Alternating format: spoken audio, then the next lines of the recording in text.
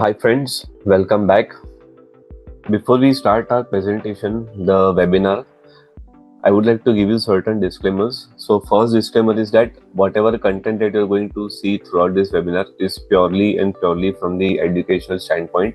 There is no investment advice or trading recommendations which will be given throughout this webinar. Financial markets contains risk, so make sure that you always consult your financial advisor before taking any investment and trading decisions. Second important disclaimer is that this is a global webinar.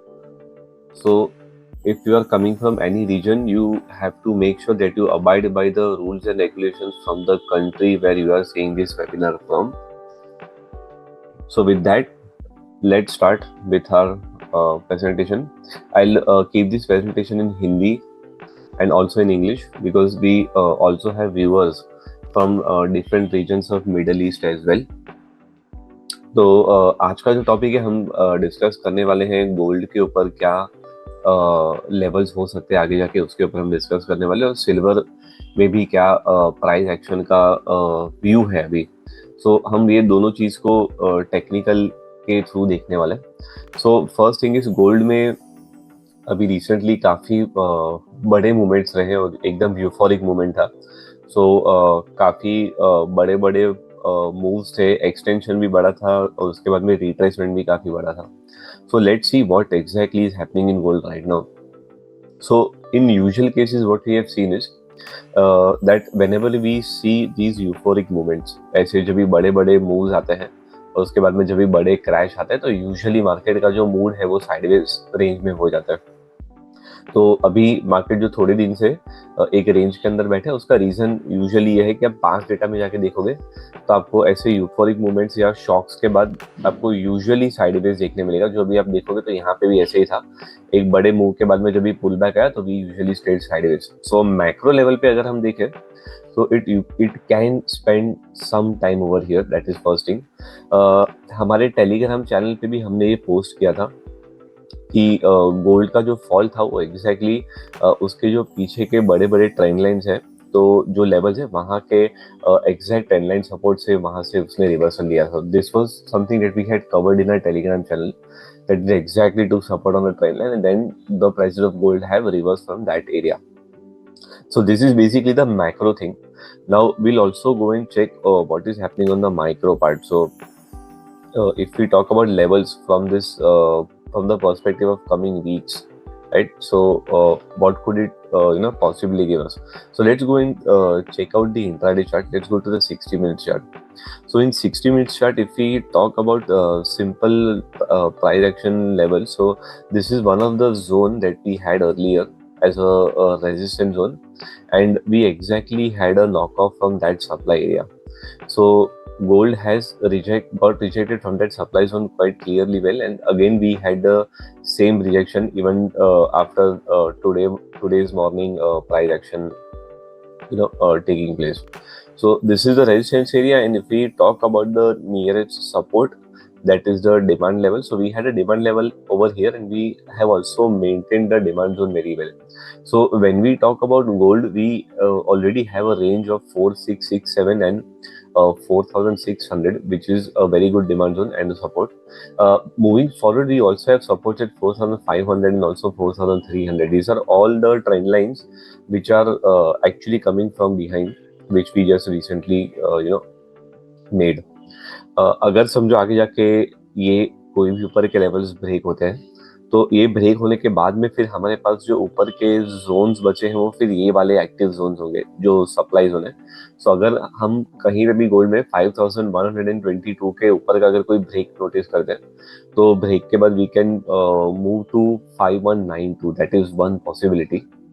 So because that is the only resistance level that we can see, right? Of course this is a game of probability, so ऐसा नहीं है कि वो exactly वहाँ पे जाता ही है, ये just एक idea है, right?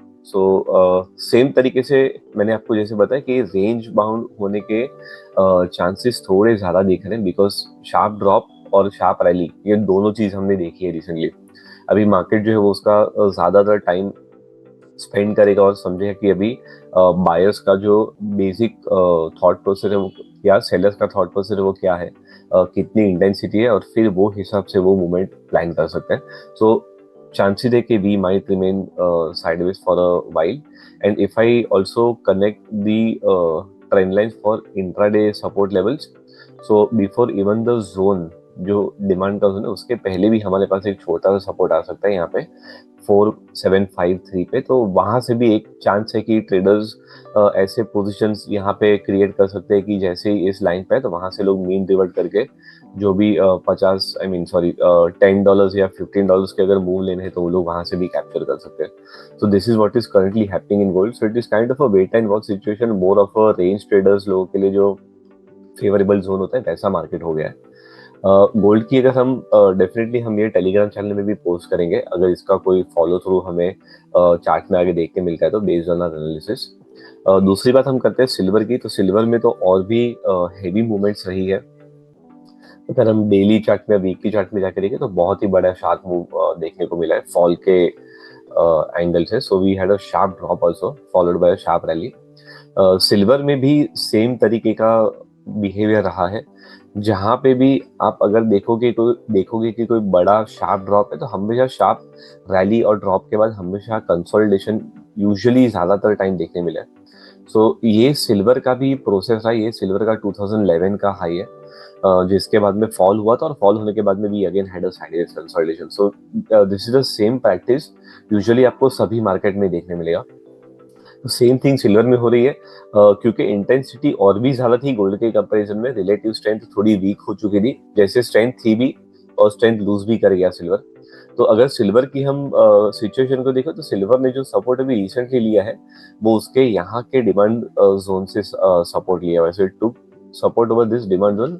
एंड प्लस अगर आप फिबोनाची को यूज करते हो तो जो रिट्रेसमेंट के लेवल्स है तो वहां से भी उसने जो उसके 78.6 या वैसे सारे जो लेवल्स है उन किसी लेवल्स के नजदीक वाले पॉइंट से जाके उसने रिवर्सल लिया. So we had multiple supports over here और वहां से उसने सपोर्ट लेवल मेंटेन किया. ये भी एक पॉइंट जो है वो काफी क्रूशियल है अभी सिल्वर के लिए. अभी यहाँ से जो है हमें एक बाउंस मिल रहा है एंड अगेन जैसे मैंने आपको बताया there are very high chances कि वो कंसोलिडेशन वाले जोन में हो सकता है. तो let through to intraday chart. और इंट्राडे में भी हम देखते हैं कौन से लेवल्स हमारे सामने आ रहे हैं. सो ये वाला जो लेवल है वो इंट्राडे में निकल चुका है. मींस अभी हमें आगे के रेजिस्टेंस लेवल पे फोकस करना होगा. अगर हम ट्रेंड लाइंस की बात करें तो ट्रेंड लाइंस में भी एक ब्रेक आ चुका है. So there is a small breakthrough in silver. So it is trying to recover now. And अगर आप इसको थोड़े लंबे फ्रेम में देखोगे तो there is chances that we might see a divergence as well. तो प्राइस ने यहाँ पे आरएसआई में भी एक डाइवर्जेंस दिया हुआ है, आप देख सकते हो क्लियरली. तो एक रिवर्सल की जो हम बोले कि एक जो अटेम्प्ट है वो सिल्वर में दिखाई दे रही है. सो अभी आगे जाके सिल्वर में जो उसका सबसे क्रिटिकल पॉइंट ऑफ रेजिस्टेंस है वो ये वाला सप्लाई जोन आएगा. सो ये जो सप्लाई जोन है वो अभी है प्लेस्ड 88 पे. इसके बीच में we don't have any bigger resistance और एनी क्रिटिकल और crucial trend line as of now. तो सिल्वर की जो रेंज है वो काफी बड़ी है कंपेयर टू गोल्ड. नीचे का सपोर्ट तो हमने जो देखा वो जो है यहाँ पे 65 से लेके 61 का, तो मैक्रो लेवल पे सपोर्ट भी बना चुका है. अगर हम इंट्राडे सपोर्ट रेंज की बात करें तो ये जो रेंज है अभी यहाँ पे हमारे पास ये इंट्राडे में एज अ सपोर्ट एक्ट कर सकती है. So this is one range and उसके नीचे we have one more price range which is here. So if we talk about intraday, we are looking at somewhere around 7688 to 7484 और उसके नीचे हमारे पास 7280 और 71.47 की रेंज है. So this is the range that we are looking at. It's a huge range for intraday. Let's see silver अभी आगे जाके कैसे प्राइस एक्शन को डिकोड करता है. Let's see how does it work. तो ये है पूरा व्यू गोल्ड और सिल्वर में. अगर हम इसको कंक्लूड करें तो कंक्लूजन में ऐसा है कि शार्प रैलीज और शार्प ड्रॉप्स देखने मिले हैं और ये जो सिचुएशंस है ये यूजुअली कंसोलिडेशन को ज़्यादा फेवर करते हैं और कंसोलिडेशन होने के बाद यूजुअली वॉल्यूम थोड़ा रिड्यूस होता है, वॉलेटिलिटी भी थोड़ी कंट्रोल हो जाती है और मार्केट ऐसे पॉइंट पे यूजुअली डायरेक्शन क्या लेना है उसके ऊपर ज़्यादा सोचता है. सो आगे का जो टाइम है ये आगे के जो हफ्ते they are going to be more decisive weeks. It is going to be more of a range bound scenario. That is what we can see from the current price actions happening in gold and silver. So make sure that you also follow our telegram channel, और आप हमारे YouTube channel को भी subscribe कीजिए, ताकि ऐसे important जो analysis है वो आप मिस ना करो।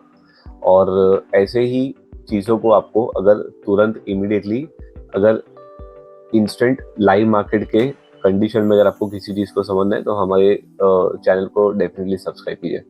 So with that, thank you so much, और बहुत ही जल्द मिलेंगे हमारे अगले वीडियो में।